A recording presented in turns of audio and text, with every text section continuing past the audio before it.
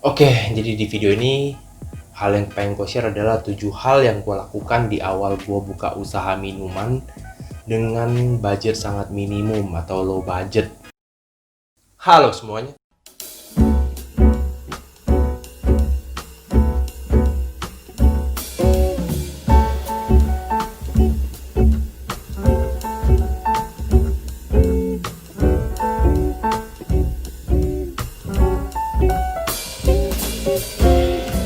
Oke, sebenarnya video ini gue pernah upload sebelumnya di YouTube, cuman karena kesalahan gue sendiri jadi videonya itu di blok sama YouTube.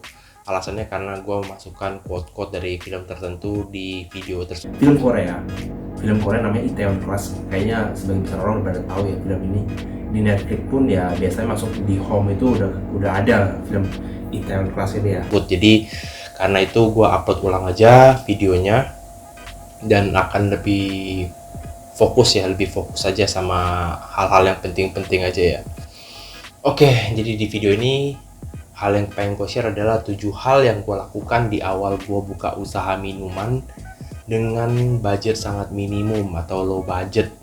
Jadi usaha ini gue bangun tahun 2016-an ya, 2016-an akhir di sebelah kampus. Nah, karena low budget berarti bisa dibilang usaha ini kurang menarik dari sisi penampilan ya, tapi gue bisa tetap jalanin dan ada pelanggan. Nah, apa aja yang gue lakukan? Ini dia 7 hal yang gue lakukan di awal gue buka usaha minuman tersebut.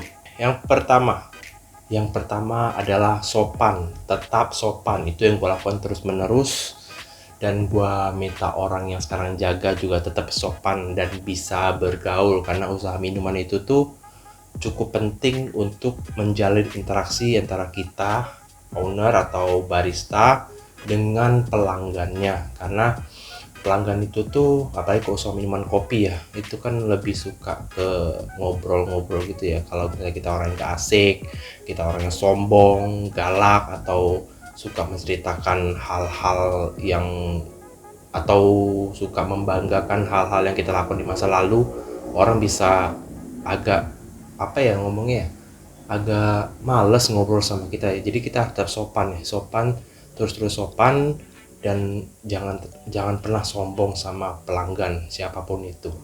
Oke? Karena kita di sini jual minuman itu tuh tidak hanya jual minuman, kita akan membuat mereka untuk datang lagi, ajak teman datang lagi, dan ngasih kita peluang ke depannya ada apa aja. Oke? Itu nomor satu. Nomor dua adalah harga. Ini hal yang cukup penting juga, harga masuk akal.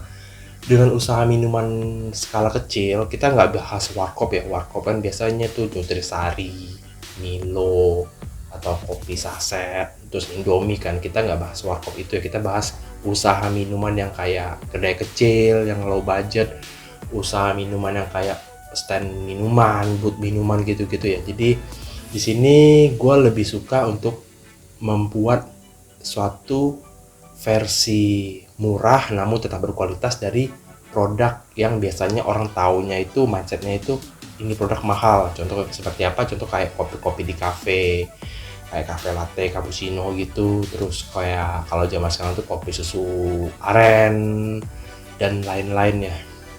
Jadi harga masuk akal.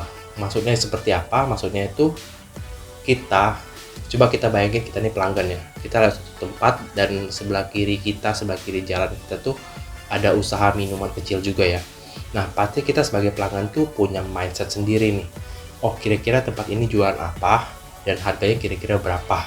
Nah, itu yang harus kita tahu ya, kita sadari ya. Jadi kita harus berpikir dengan cara bagaimana pelanggan berpikir tentang usaha kita. Itu makanya harga itu kalau misalnya kita memang low budget, tidak terlalu menarik, maka harga itu penting banget untuk dipertimbangkan. Karena yang berarti yang kita tawarkan kan cuman minumannya kan, bukan tempatnya, interiornya, kenyamanannya, cozy dan lain-lain kan. Jadi harga masuk akal itu sangat penting. Nomor tiga adalah yang gue lakukan di awal gue usaha tersebut adalah dengan kerjasama dengan bidang lain. Maksudnya seperti apa? Maksudnya adalah ini seperti lanjutan dari poin nomor 1 yang tadi, yang sopan ya, tetap sopan. Lanjutannya ada nomor 3 ini. Nah, jadi ceritanya tuh gue kerjasama dengan bidang lain. Jadi kebetulan ketika gue baru buka kedai minuman ini, itu zaman-zaman mahasiswa baru masuk ya. Jadi mahasiswa baru ini ketika masuk itu ditugaskan sama organisasinya itu untuk bikin acara event-event gitulah, event untuk anak baru. Tapi event ini anak barunya itu yang anak baru masuk itu mahasiswa baru itu tuh ditugaskan untuk bikin acara ini nih dengan mengumpulkan dana sendiri. Jadi mereka harus ngumpulin dana nih. Nah di situ gue cari kesempatan karena gue kenal beberapa orang yang pernah belanja sama gue. Akhirnya gue tawarin buat kerjasama. Bagaimana jika anda lu semua nih yang jadi mahasiswa baru ini menjual produk gue aja lah. Ntar gue botolin, stiker juga gue desain dan gue bikinin dengan logo lu tinggal kelilingin jualan tersebut, kopi botolan tersebut. Nanti bayarnya ketika udah kejual aja kan. Nah jadi dari sana akhirnya ada pendapatan dong. Jadi usaha gue punya pendapatan. Kemudian yang paling penting selain pendapatan tersebut adalah gue jadi punya langganan. Jadi ketika mereka jualan kopi botolan tersebut di kampusnya, jadi mereka itu kan yang suka sama produk itu, jadi nanya dong, ini beli dari mana, ini dapat dari mana kan. Nah akhirnya mereka yang suka datang sendiri tempat gua. Nah itulah kenapa poin nomor 1 penting, tetap sopan, tetap asik, jangan sombong. Itu penting banget karena dengan begitu banyak peluang yang akan kita dapatkan ke depannya dengan tetap sopan. Itu baru kerjasama dengan bidang lain ya. Kalau misalnya kita tetap sopan nih, kita tetap sopan lalu orang merasa kita nih asik, bisa diajak ngobrol. Suatu ketika misalnya mereka punya peluang gue butuh catering untuk coffee break misalnya, lu bisa nggak support gue gitu kan, kita kerjasama aja gitu. Jadi kan itu lumayan buat nambahin pendapatan juga ke depannya kalau misalnya lagi masa-masa sepi misalnya kan. Makanya itu nomor 3 ya, kerjasama dengan bidang lain. Oke, nomor 4 adalah menjadi tempat tongkrongan. Oke, menjadi tempat tongkrongan seperti apa ya? Kalau misalnya kita perhatiin, kalau kita bisa perhatiin itu ya, kalau orang usaha kopi dan pelanggan tuh ditawarin sama temennya, lu itu ada tempat usaha kopi tuh, lu mau beli apa enggak ya? Kadang-kadang temennya itu pasti ngomong gini, sorry gue nggak bisa minum kopi, lambung gue sakit, atau gue nggak suka minum kopi segala macam kan. Padahal kita nggak cuma jualan kopi, ada juga yang lain kan. Tapi mindset orang usaha kopi, jualan minuman kopi itu cuma jualan kopi. Jadi kadang-kadang ya itu bisa, bukan kadang-kadang, sering kali itu terjadi sih. Nah caranya gimana supaya tetap ada orang belanja nih, adalah menjadi tempat tongkrongan. Jadi tempat tongkrongan maksudnya adalah kadang-kadang kalau misalnya orang tahu tempat kita nih, terus dia duduk sana, terus dia janjian sama temennya. Kadang-kadang temennya itu datang ke tempat kita tuh bukan buat belanja sama kita, tapi buat ketemu sama temennya itu. Tapi tempat kita itu juga yang gue lakukan tuh di awal-awal gue buka usaha tuh. Jadi mereka menjadikan tempat gue sebagai tempat untuk bertemu sama teman yang lain, buat main game sama-sama lah, kayak Mobile Legend, PUBG gitu-gitu kan. Jadi ya tempat kita bisa jadi tempat untuk mereka bertemu, dan otomatis karena itu mereka pun juga mesen dong sama kita, walaupun nggak kopi tapi kan memang minuman yang kita jual kan. Yang selanjutnya adalah delivery order. Ini yang gue lakukan di awal-awal gue buka kedai juga ya, delivery order, karena sepertinya yang gue lihat zaman itu belum ada orang jual minuman tapi kasih delivery order. Nah ini yang karena gue lihat ini sepertinya bagus, kesempatannya bagus, jadi gue mulai bikin brosur atau flyer gitu, gue sebarin atau gue bagiin ke pelanggan yang pernah beli. Nah dengan begitu kan orang yang belanja sama kita gak cuma orang yang datang doang kan. Nah biasanya enaknya adalah dengan kita kasih delivery order dan minimum pemesanan, enaknya adalah orang sekali beli itu nggak cuma 1 cup doang, jadi bisa 3 cup, 5 cup, ada bahkan pernah 10 cup gitu kan. Jadi ya walaupun lebih capek karena harus turun naik harus jalan juga, tapi kan kalau misalnya kita lagi sepi itu kan bisa menambah pendapatan kita kan, dan bisa menambah juga pelanggan kita. Nah ini sangat penting, menambah pelanggan kita, karena kita harus terus menambah pelanggan baru dan menjaga pelanggan sudah ada.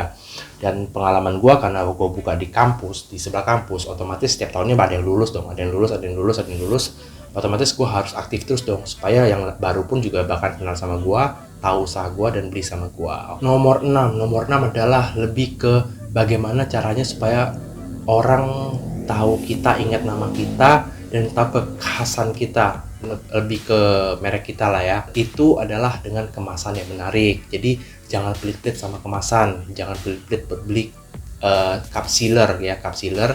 Terus jangan pelit-pelit buat cetak sablon cup ya. Itu kan kalau dihitung-hitung ya, kita bikin 1000 ya nggak sampai sejuta harganya, paling cuma 700, 600-an gitu kan. Sebenarnya ya nggak rugi juga buat sebagai kita branding ya, branding merek kita. Supaya karena kita, kalau misalnya kita branding itu, kita punya cup sablon itu yang ada merek kitanya, orang kan kalau seminum kan bawa-bawa, terus orang kalau saya foto kan menarik juga, oh ini kopi dari usaha A gitu kan, enak juga. Terus buat foto produk kita di Instagram atau di Facebook atau di GrabFood sama GoFood kan lebih menarik juga kan, jadi nggak cup polos doang atau gelas doang, ntar dikira kita ngambil dari Google lagi fotonya kan. Jadi jangan pelit-pelit pada kemasan ya, karena kemasan itu adalah media promosi kita juga, dan juga menambah keamanan atau kehigienisan minuman kita ya. Jadi ketika maksudnya keamanan itu adalah karena minuman itu dikasih sealer, di seal, dikasih seal gitu, jadi kan ketika sampai tangan pelanggan dia nggak tumpah-tumpah kan, ntar orang belinya full, ketika sampai di pelanggan tinggal setengah kan gak enak juga. Yang nomor 7 adalah GrabFood dan GoFood. Nah ini butuh modal dan waktu juga ya, karena untuk kita mempromosikan usaha kita, minuman kita, itu kita butuh waktu kan. Butuh waktu tuh misalnya kita rutin update ke Instagram kita, terus butuh foto yang bagus juga, dan lebih butuh modal karena kita kalau misalnya cuman punya account GrabFood sama GoFood doang dan foto-foto di Instagram, itu kan yang tahu orang-orang dekat aja kan. Nah, orang dekat aja kan mau GrabFood sama GoFood kan juga males karena mereka dekat. Nah, karena itu kita harus memanfaatkan ads atau iklan-iklan di media sosial, seperti misalnya Instagram ads, Facebook ads, atau kalau misalnya kalian maunya modal lebih, endorse, atau kalau misalnya kalian maunya tetap tidak keluar duit banyak, minta tolong teman-teman kalian buat posting di Instagram mereka. Kalau misalnya mereka nggak posting ya story aja kan bisa, tapi memang makan modal. Nah, tapi tidak apa-apa dong kalau misalnya kalian memang usaha kan tujuannya biar jadi opsi ya, jadi opsi buat orang milih usaha kalian kan, milih produk kalian kan. Jadi tujuan iklan itu sebenarnya sih menurut gua supaya Anda menjadi pilihan opsi dari calon pelanggan Anda. Jadi kalau saya calon pelanggan Anda memikirkan minuman sejenis yang Anda jual, misalnya kopi, nah Anda bisa menjadi salah satu opsi dari pilihan mereka. Informasi tambahan dari 7 hal tersebut adalah perhatikan juga saingan kalian, kompetitor ya, kompetitor di sekeliling kalian itu seperti apa, terus di GrabFood, GoFood seperti apa kompetitor kalian, itu juga penting buat kalian tahu.